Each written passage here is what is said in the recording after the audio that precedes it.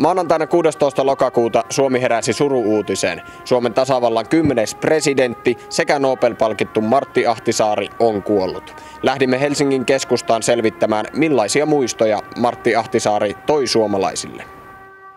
Oikeastaan melko lailla hyviäkin muistoja, mutta ainut mikä noin ensin tulee mieleen, niin näistä kiltonahkakengistä hän tuli kuuluisaksi.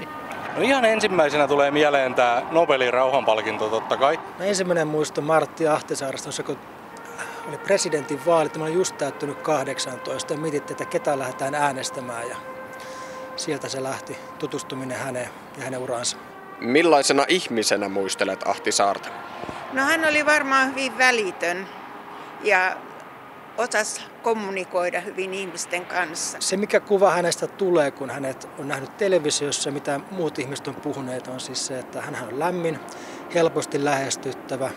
Mulla jäi aina hänestä mieleen hyvin rauhallinen mielikuva, että asiat mitä hän puhui tai missä hän oli esillä, niin hän osasi esittää asiansa hyvin rauhallisesti. Tuntui siltä, että hänen pystyi luottaa siihen tekemisessä, mitä hän tekikään sitten.